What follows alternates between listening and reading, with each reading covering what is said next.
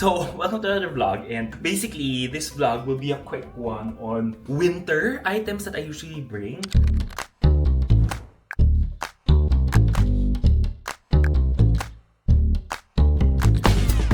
So, it's almost the end of my trip na. I buy these kind of like storage bags. Kasi guys, tingnan mo technically may dalawang puffer sa loob, plus mga dalawang jacket, isang trench pa sa loob. Now, bakit ganito ito kalalaki? It's because guys, meron akong binili na isang jacket, yung sa Milano Cortina nga, di ba? Kasi kasama, binigyan kami ng credits, thank you so much for that, di ba? So, binili ko siya. So, right now, ang dami ko na nga yung puffer jacket. So, why, if ever you're going on a trip, okay rin magkaroon ng ganito. And this one, I've tried it. I like how it is. It's because, tingnan mo to may port kasi siya dito. Yung kagandahan kasi guys with this port is, kahit wala kayong pang-suction, pwede mong i-manual na pisain yung air or ilabas yung air dito. But, syempre, for this trip, dinala ko yung suction na yon. Yung suction na yon is this one. Baka naman gusto ko mag-microphone. Wait. Kasi ramdam ko, guys. Akin, Jax, ano ba pinanggagawa mo na naman dito? At saka bakit ang daming ganap sa kwarto ko? Sorry na, wait lang, guys. Kailangan ko mag-check out in a bit kasi mahal yung kwarto today. So, mag-check out ako. May ilaw dito kaya mukhang ganyan. Okay, so eto siya ha. So, yes. My gosh, sabihin mo ang kalat ng kwarto ko. Pasensya na. Guys, ang dami kong ginawa kasi. Ang daming ganapshi. Kaya, ganon. Okay, so eto siya. Now, I'll show you the way na pwede ko siyang pakita sa inyo na pwede ko siyang i-manual. Ito yung sinasabi ko pwede i-manual. Ayan, kung naririnig nyo. Ay my gosh, nabutas na pala tong jacket. Naku, nabutas tong ano ko dito. Kaya naman pala, ganyan siya. Okay, nabutas to. Sadly. Well, it is what it is. Okay, anyways, ganun siya. Pwede mo siyang i-manual na ganyan. Pipisain mo siya. Ganyan. Diba? Pwedeng ganyan. But syempre, kung meron ka na and kaya mo naman dalhin to, I recommend just bring this. Ita-tape ko muna to kasi guys, nabutas. By the way, meron pa siya dito to. I recommend to bring this kasi mas madali siyang i-close ng ganito when you seal it. Rather than minamanual mo siya. Paminsan kasi, you might miss it out. Okay. Hanapan ko siya ng isang sticker. Sorry, kailangan ko lang siya i-stick. Nako, patay tayo. Wala tayong sticker. Nakahanap ako ng parang tape, guys. Lalagay ko na lang siya dito. For now, para lang nasira eh. I think natusok yan sa bag. So guys, ito yung itsura na tong pump, parang pang suck ng air out of it. So I'll show it to you. And not bad to By the way, pag nasa Prague ka, kailangan, or Europe, kailangan mo talaga ng adapter. Kasi if wala, guys, hindi mo masasaksak. Ganyan yan.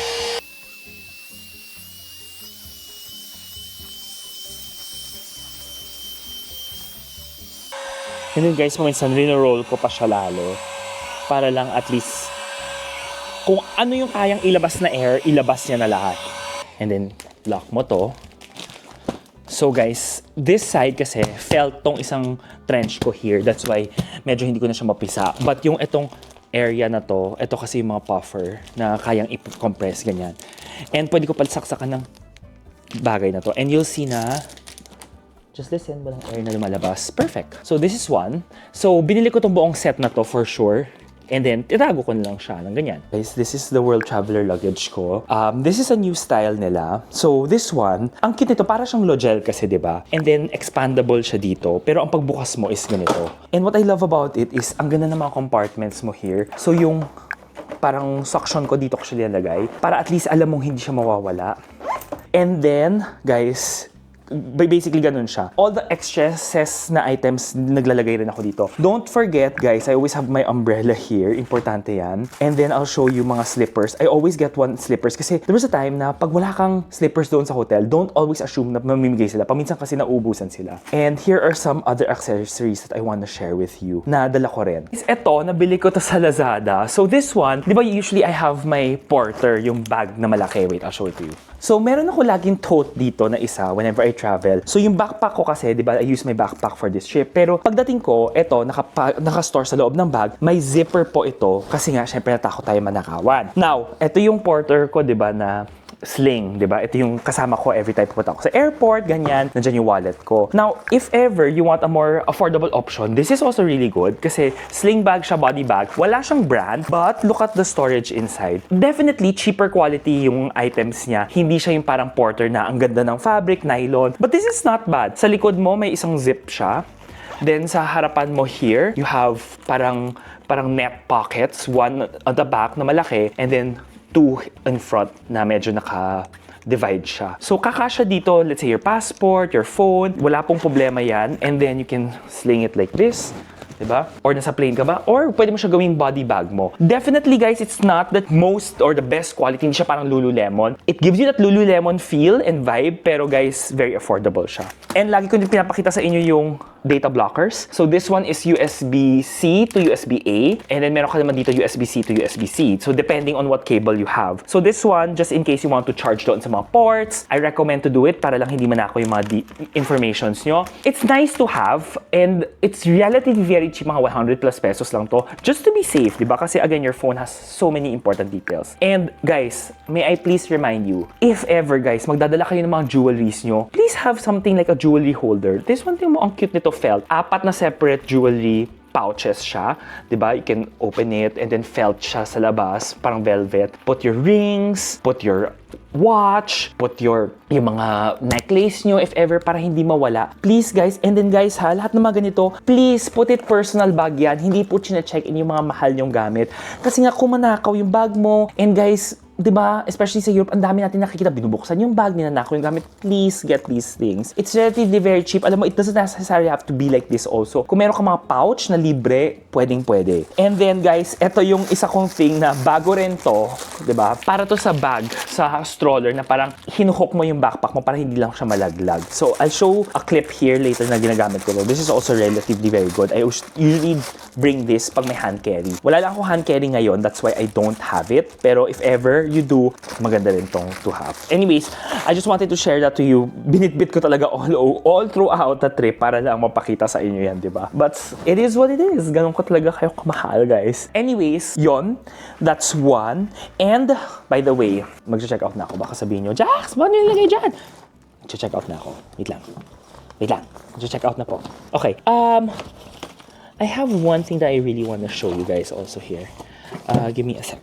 Okay, so sa loob ng backpack ko, I always have one specific pouch here. Guys, itong pouch na to, why it's so important is because let's say, pagpa-land ka pa lang, di ba, sa loob nito, before I landed sa Milan, kasi alam ko malamig, may heat tech ako na upper top at saka may heat tech ako na bottom. And then may extra socks siya sa loob and then may underwear siya if ever I need. Now this one always goes with my hand carry bag. So yung hand carry ko, di ba, is this backpack that I'm using. Itong Air na to. So guys, yes, nasa loob siya lagi to make sure that meron siya. Guys, it doesn't necessarily have to be this kind of pouches. Pwede rin naman yung mga ganitong pouch if ever you want. Ito naman currently, linigyan ko lahat ng mga tech ko, mga cameras, extra cameras na dyan siya lahat. And then one more thing sa loob ng backpack ko is this foldable tote bag.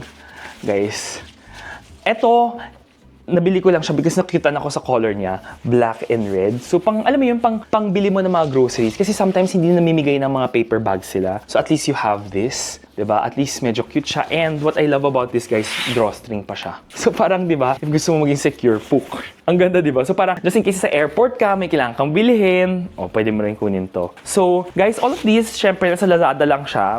Very affordable. Alam mo naman na parang hindi ko kailangan ng mahal na gamit. If ever you want to get it, alam nyo yan paano. But, again, guys, it doesn't necessarily have to mean na kailangan bilhin nyo lahat yan. Bilhin nyo pag gagamitin nyo. Pag hindi mo siya gagamitin, I recommend, please, don't buy it na rin. Alam nyo yan, paminsan kasi bili tayo ng mga gamit kasi feeling natin cute, magagamit natin. If you have a tote na gumagana sa'yo, you have your mga Trader's Joe nyo, guys, that works, go! Yan ang gamitin nyo. Hindi kailangan, bawat trip mo, may bago kang bibilhin. Again, I'm just showing these to you just in case you might need it or you're looking for an item or for new items. But guys, if you don't need it, please don't buy it kasi, again, sayang pera, diba?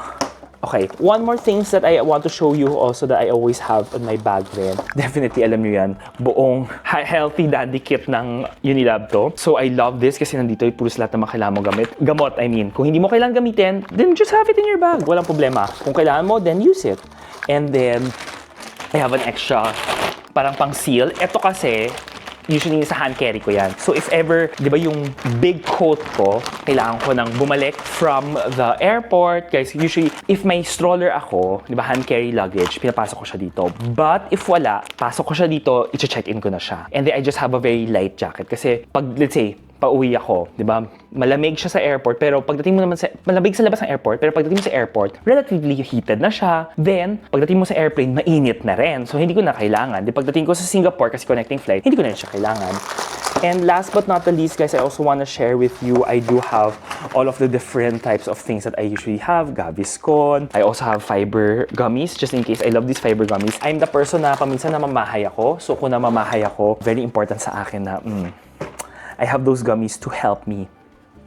Yun. Sorry guys, ang dami kong pinapakita sa inyo kasi parang nandito na ako and I have a little bit time to create content. So go, 'di ba? Ginawa ko na siya para sa inyo. And then guys, this one is also one thing that I've bought, which is like para siyang yung Airfly pero mas mura to kasi Ugreen. So transmitter to, ipa-plug mo lang siya doon sa airplane, 'di ba? Yun yung mga ports ng airplane mo and then you can use your AirPods to connect to the in-flight entertainment system. May kasama siyang USB port and not only that, it also has a parang adapter niya para doon sa two-prong sa airplane if ever you need it. O, diba? This one, affordable versus the Airfly na nasa 3,000 pesos. This one, I think less than 1,000 pesos lang siya. Guys, pag frequent flyer ka, pag hindi ka naman frequent flyer, nanonood ka ng sarili mong yung mga Netflix mo or ng HBO Max, don't get it. You don't need it. You just need it if ikaw yung tipong lagi ka nanonood ng mga in-flight entertainments. So, yun siya. Quick vlog siya. Baka sabihin nyo, Jax, ang daming parang kaganapan dyan sa video mo. Yes. Mabilis ang lang siya vlog para mapakita ko sa inyo yung mga iba-ibang gamit while I pack my things because I will be switching hotels. Tapos sabihin nyo, Jax, ba't ka mag-switch ng hotel? Mas mahal kasi yung hotel if I stay here to diet. So, if I don't stay here, mas mura yung hotel dun sa kabila. So, sabi ko, okay, doon na lang ako sa isa. Mas mura pa.